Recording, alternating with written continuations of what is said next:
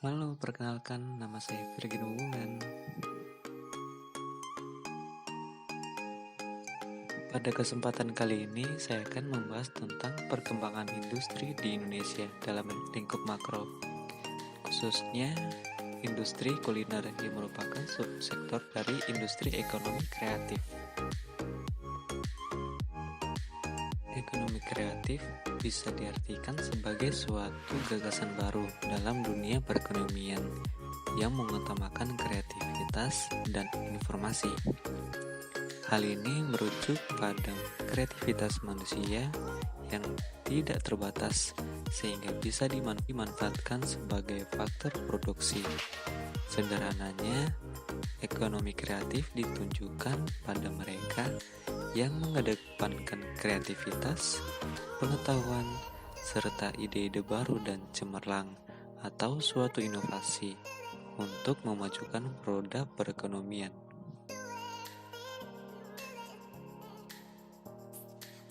Ciri ekonomi kreatif diantaranya berbasis pada yang pertama ide, yang kedua gagasan,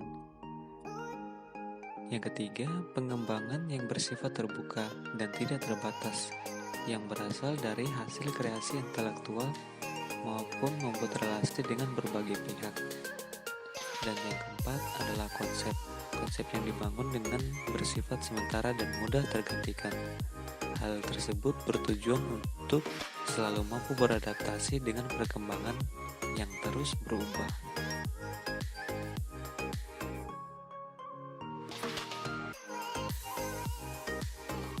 Industri kuliner merupakan salah satu dari 16 subsektor kreatif yang ada di Indonesia. Sektor ini dapat diartikan sebagai pembuatan kuliner khas daerah serta pemasaran produk tersebut di Indonesia. Industri kuliner sebagai subsektor dari industri kreatif juga dapat diartikan sebagai adanya nilai tambah produk yang diberikan lewat kreativitas yang dimiliki oleh pelaku industri kuliner, seperti kreasi, cara pengolahan, resep, dan kreativitas penyajian. Kuliner sendiri bisa didefinisikan sebagai kegiatan persiapan, pengolahan, penyajian produk makanan dan minuman yang menekankan unsur kreativitas, estetika, tradisi, dan kearifan lokal.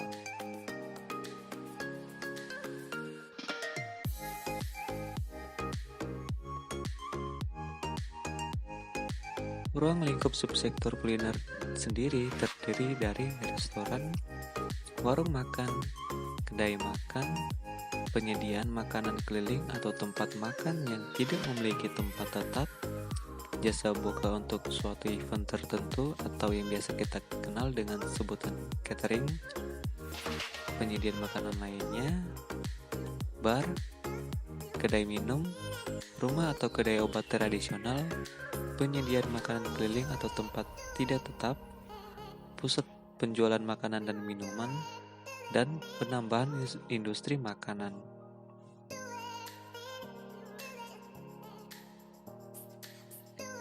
Selain itu, ruang lingkup kuliner terbagi menjadi dua kategori utama, yaitu jasa kuliner dan barang kuliner. Jasa kuliner ditinjau dari aspek persiapan dan penyajian yang dapat dibagi ke dalam dua kategori umum, yaitu restoran dan jasa boga. Sedangkan barang kuliner yang dimaksud adalah produk makanan hasil olahan atau kemasan.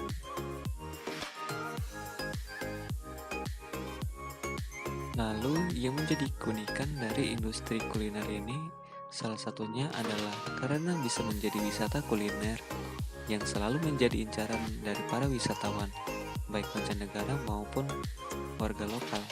Sebab di tiap daerah pasti memiliki ikon kuliner lokal yang menjadi ciri khas dari tiap daerah yang dapat diolah sehingga mampu diperdagangkan secara luas, bahkan secara global.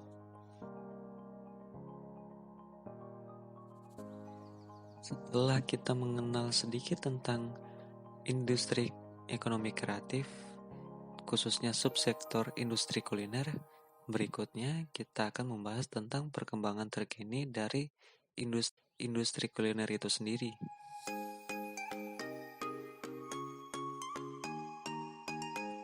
Berdasarkan data yang diambil dari kemenperin.go.id menunjukkan bahwa beberapa sektor manufaktur yang menjadi andalan di tahun 2018 lalu.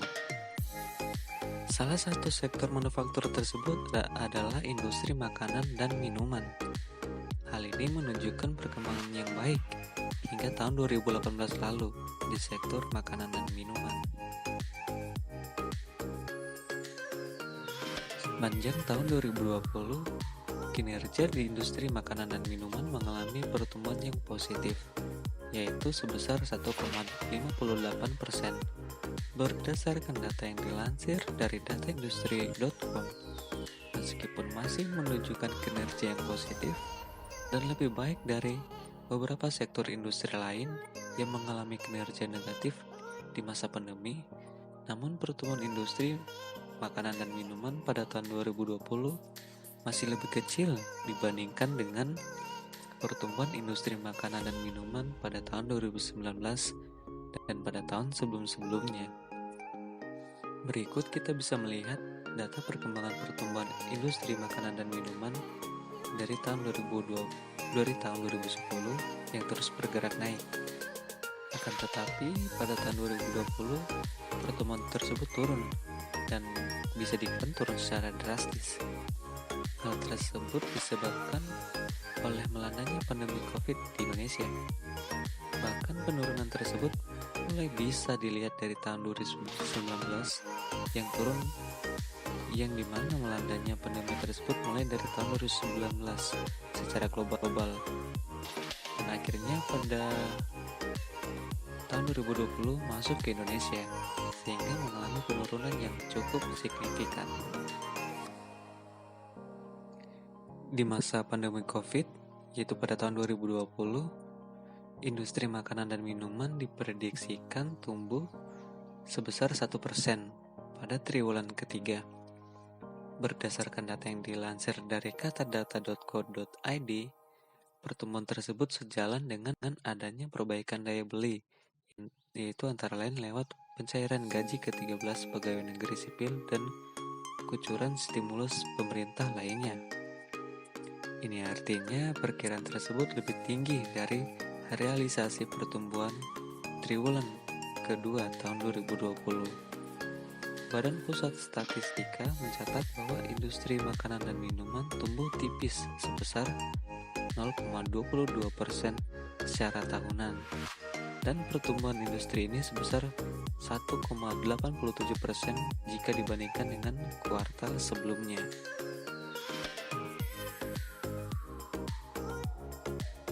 Gabungan Pengusaha Makanan dan Minuman Indonesia atau GAPMI yang dilansir dalam kompas.com menyampaikan bahwa GAPMI memproyeksikan industri makanan dan minuman bisa tumbuh dari 5% hingga 7% di tahun 2021. Menurut Economy Center of Reform on Economic atau CORE oleh Peter R.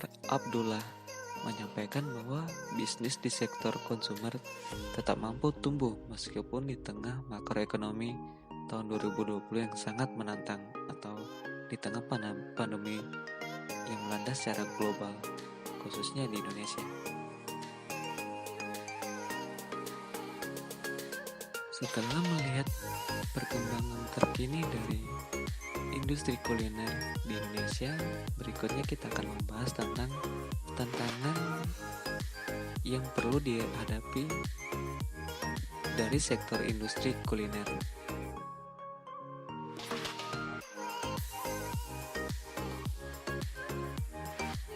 Terdapat 3 tantangan yang secara umum menjadi kendala bagi para pelaku usaha. Tantangan tersebut yang pertama adalah modal usaha, yang kedua perizinan, dan yang ketiga adalah tempat atau ruang usaha untuk pengembangan industri kreatif di bidang kuliner. Pembahasan tantangan pada modal usaha.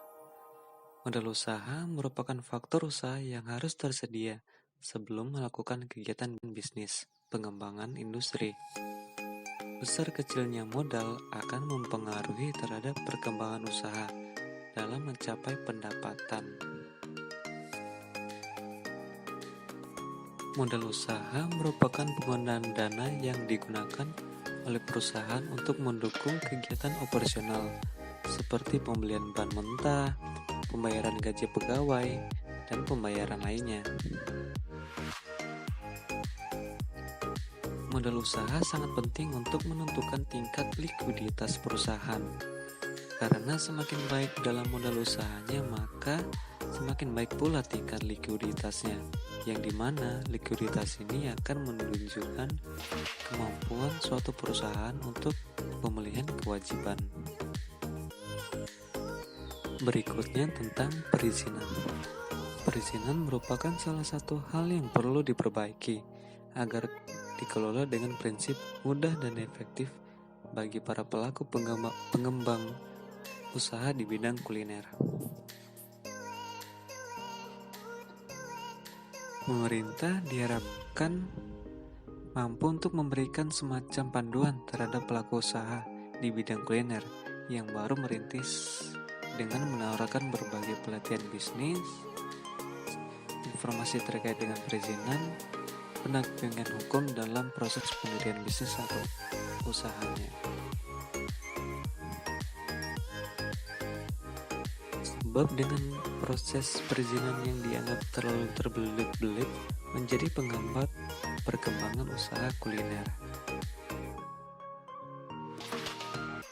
Tantangan berikutnya adalah tempat atau ruang usaha dalam pengembangan industri di bidang kuliner yang masih minim. Tidak tersedianya tempat atau ruang usaha untuk membuka usaha juga menjadi salah satu hambatan. Dan juga pemilihan lokasi yang sesuai juga menjadi tantangan tersendiri bagi para pelaku usaha. Tentu saja dengan lokasi yang strategis, peluang berkembangnya usaha tersebut akan semakin besar. Selain tempat yang masih minim dan pemilihan lokasi yang sulit, ada juga harga sewa tempat yang tidak jarang memiliki nilai atau harga sewa yang cukup mahal. Tantangan lainnya dalam pengembangan industri kreatif di bidang kuliner ini adalah persaingan, karena tentu saja dalam lapangan usaha terdapat persaingan yang terjadi, apalagi di masa pandemi COVID-19 ini, yang dimana para pelaku usaha lakukan berbagai cara untuk tetap mempertahankan usahanya tersebut di masa yang sulit seperti ini.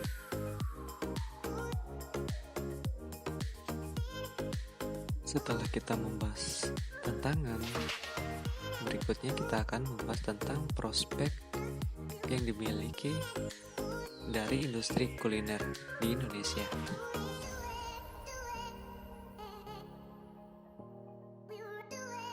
Industri kuliner di Indonesia tentu memiliki prospek serta arah pandang yang diperkirakan akan berkembang dengan cukup pesat di masa yang akan datang.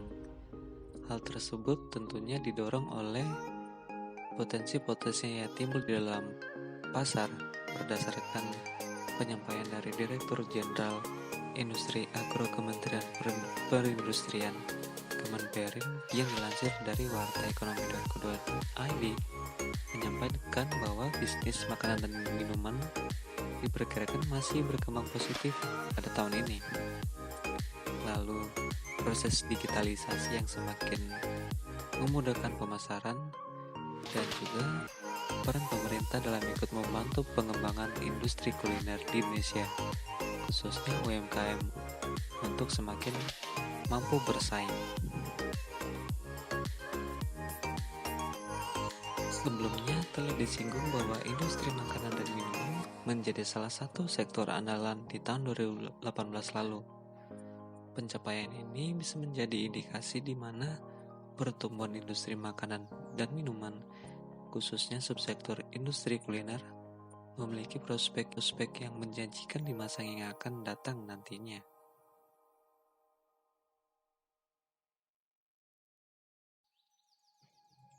Pelaku industri kuliner ini datang dari berbagai kalangan usia. Minat yang dimiliki oleh pelaku usaha di bidang industri kuliner juga semakin meningkat.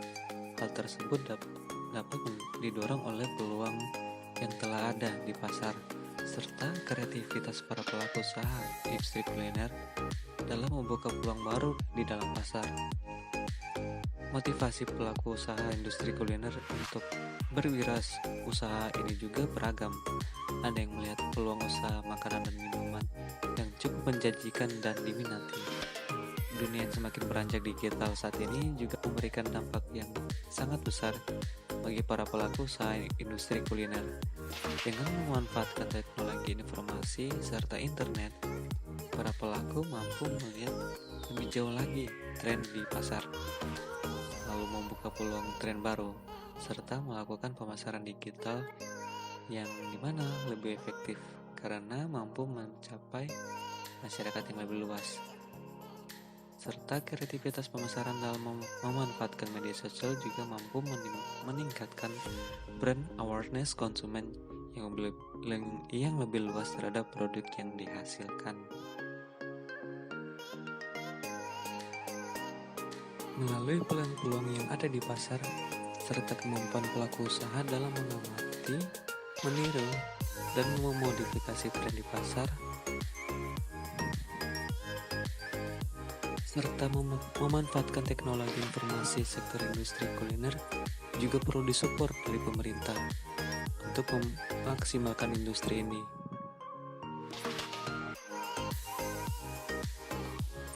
Selain itu juga didukung oleh Barekraf RI yang mencoba memaksimalkan ekosistem industri kuliner, yaitu melalui pengembangan SDM, permodalan pemasaran, dan infrastruktur.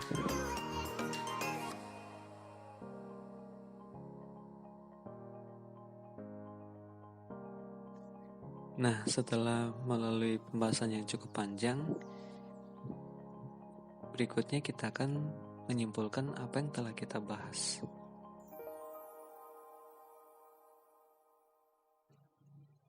Ekonomi kreatif merujuk pada kreativitas manusia yang tidak terbatas, sehingga bisa dimanfaatkan sebagai faktor produksi.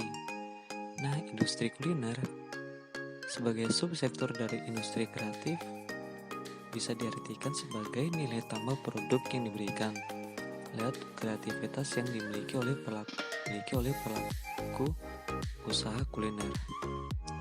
Keunikan dari industri kuliner ini bisa menjadi wisata kuliner yang menjadi incaran para wisatawan. Perkembangan pertumbuhan industri kuliner di Indonesia cukup menjanjikan hingga tahun 2018 dan tahun 2019 mulai terlihat penurunan yang diakibatkan oleh pandemi COVID-19 yang melanda secara global. Dan di Indonesia, penurunan industri kuliner turun secara drastis sebab pandemi COVID-19 yang baru masuk ke Indonesia pada tahun 2020.